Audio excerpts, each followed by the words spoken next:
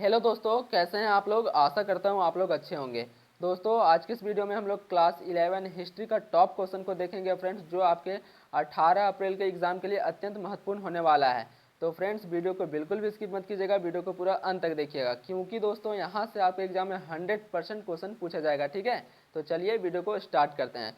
First question देखिए friends, hominid समूह की विशेषताएं हैं। होमोनिड समूह की विशेषताएं हैं: मस्तिष्क का बड़ा आकार, दो पैरों पर चलना, हाथ की विशेष आकृति, उपयुक्त सभी।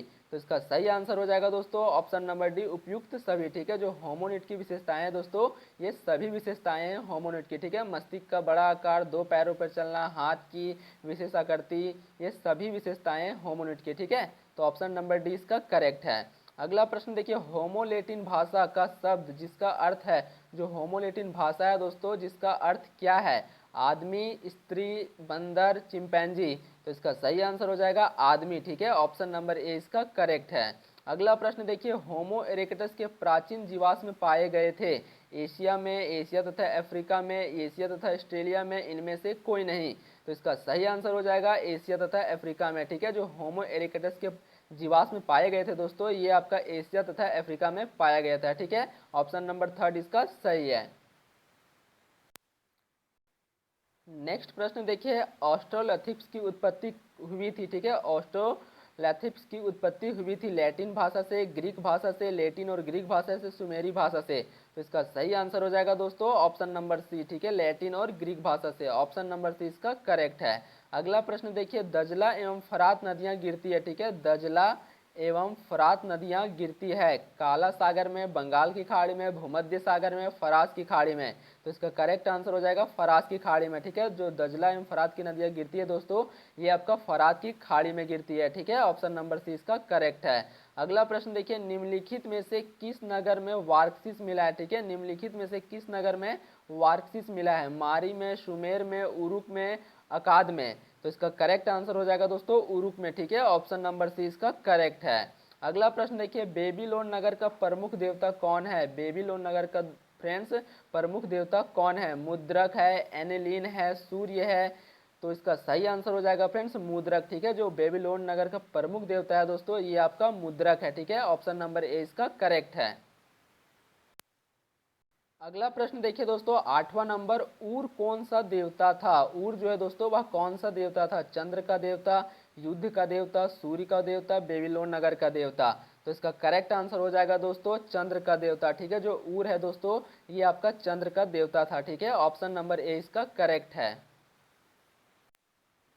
नेक्स्ट प्रश्न देखिए दोस्तों, गोथ, वेंड और लोम्बोई किस मूल के समूह थे? ठीक है, गोथ, वेंड और लोम्बोई किस मूल के समूह थे? जर्मन का, भारतीय का, थेप्स का, पूर्व पाषाण काल का।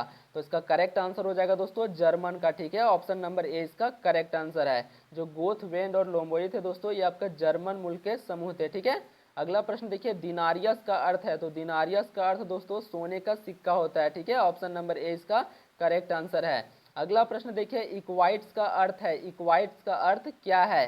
तो इसका सही आंसर हो जाएगा दोस्तों ऑप्शन नंबर बी, अश्वारोही। ठीक है, इक्वाइट्स का जो अर्थ होता है वो आपका अश्वारोही होता है। ठीक है, ऑप्शन नंबर बी इसका करेक्ट है।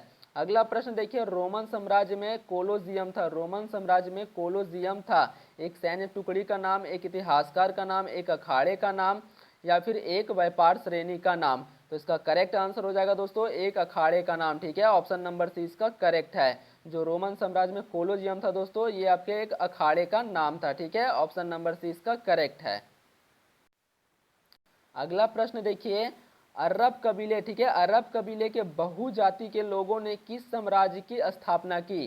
तो इसका करेक्ट आंसर हो जाएगा दोस्तों ऑप्शन नंबर डी, अरब साम्राज्य का। ठीक है, ऑप्शन नंबर डी इसका करेक्ट है। अगला प्रश्न देखिए, मोहम्मद साहब ने बल दिया, मोहम्मद साहब ने किस पर बल दिया था? एकतेश्वरवाद पे, बहुदेववाद पर, इनमें से कोई नहीं, मूर्ति पूजा पर। तो इसका करेक्ट आंसर हो जाएगा दोस्तों एकतेश्वरवाद पे। ठीक है, जो मोहम्मद साहब ने बल दिए थे वो आपका एकतेश्वरवाद पर दिए थे। ठीक है, ऑप्शन नंबर ए इसका करेक्ट है। अगला प्रश्न देखिए, पैगंबर मोहम्मद का साहब का जन्म हुआ था, पैगंबर मोहम्मद साहब का जन्म हुआ था मदीना में, मक्का में, बगदाद में, काहिरा में।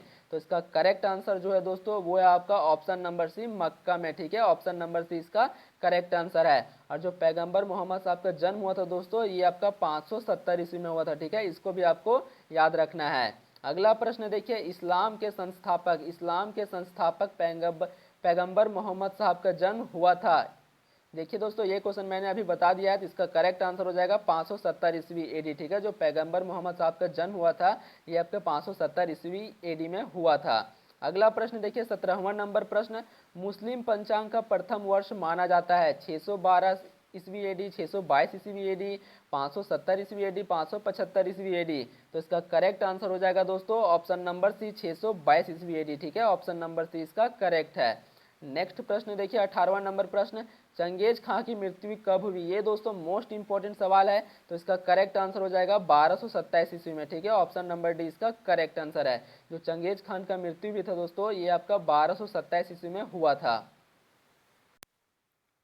19वां नंबर प्रश्न देखिए फ्रेंड्स, चंगेज खान मंगोलों के किस कबीले से संबंधित थे? ठीक है, चंगेज खान मंगोलों के किस कबीले से संबंधित थे? तो इसका सही आंसर हो जाएगा ऑप्शन नंबर ए, कियात। ठीक है, ऑप्शन नंबर ए इसका दोस्तों करेक्ट आंसर हो जाएगा। ठीक है, कियात। जो चंगेज खान थे दोस्तों, वह मंगोल के किस कबीले से संबंधित थे? तो कियात काल से संबंधित थे। ठीक है, ऑप्शन नंबर ए इसका करेक्ट है। नेक्स्ट प्रश्न देखिए, मंगोल का प्रिय पशु था?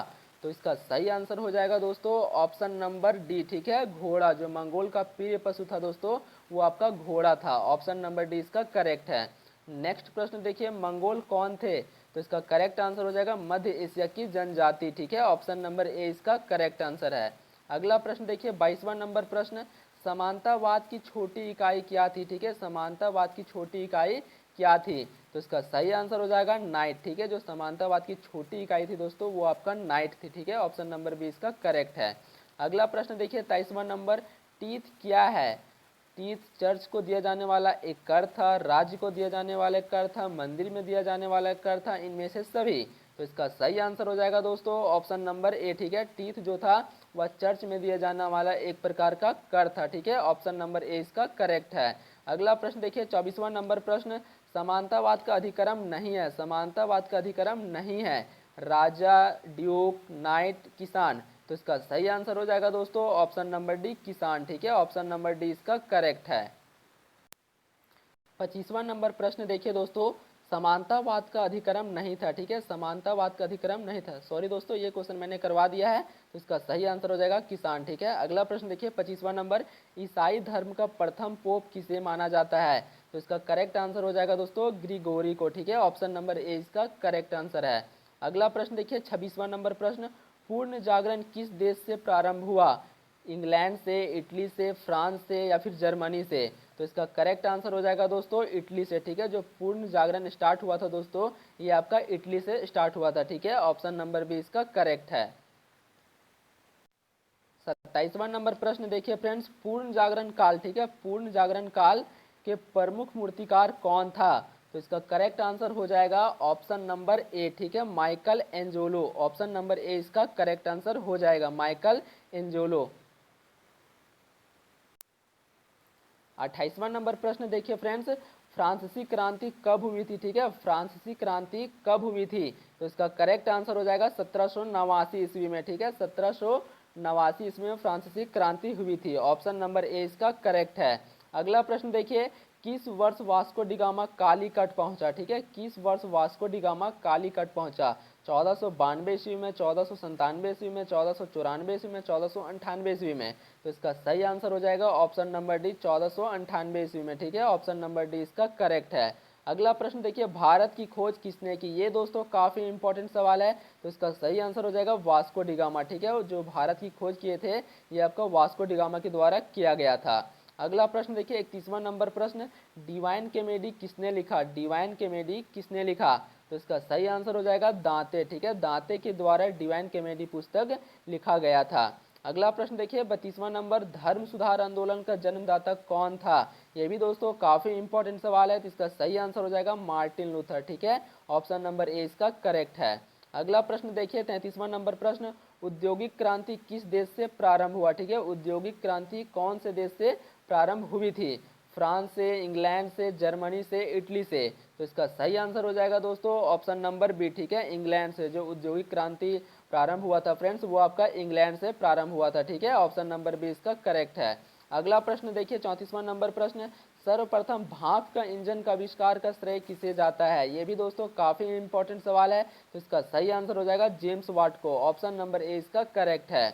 अगला प्रश्न देखिए 35वां नंबर, सर्वप्रथम राष्ट्रीय बैंक की स्थापना कहाँ हुई थी? ठीक है, सर्वप्रथम राष्ट्रीय बैंक की स्थापना कहाँ हुई थी? फ्रांस में, बेल्जियम में, इंग्लैंड में, इटली में? तो इसका करेक्ट आंसर हो जाएगा दोस्तों इंग्लैंड में। ठीक है, ऑप्शन नंबर बी इसका करेक्ट है। जो सर्वप्रथम राष्ट्रीय बैंक की स्थापना हुआ था फ्रेंड्स, वो आपका इंग्लैंड में हुआ था। ठीक है, ऑप्शन नंबर बी इसका करेक्ट है। अगला प्रश्न देखिए 36वां नंबर, छापा खाना का आविष्कार कौन था? छापा खाना का आविष्कार कौन था? तो इसका सही आंसर हो जाएगा गुटेनबर्ग। ठीक है, ऑप्शन नंबर ए इसका करेक्ट है। अगला प्रश्न देखिए 37वां नंबर प्रश्न, ऑस्ट्रेलिया की खोज किसने की? ठीक है, ऑस्ट्रेलिया की खोज किसने की?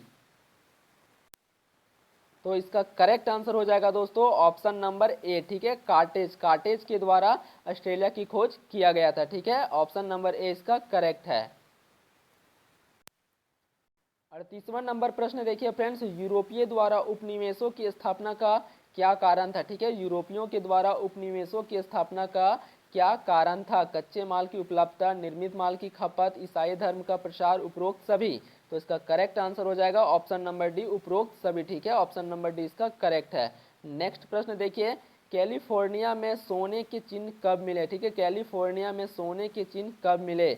तो इसका करेक्ट आंसर हो जाएगा दोस्तों ऑप्शन नंबर बी। ठीक है, ऑप्शन नंबर बी इसका करेक्ट आंसर हो जाएगा 1701 में। ठीक है, लास्ट प्रश्न देखिए दोस्तों, ये आपका लास्ट प्रश्न है, 40वां नंबर प्रश्न,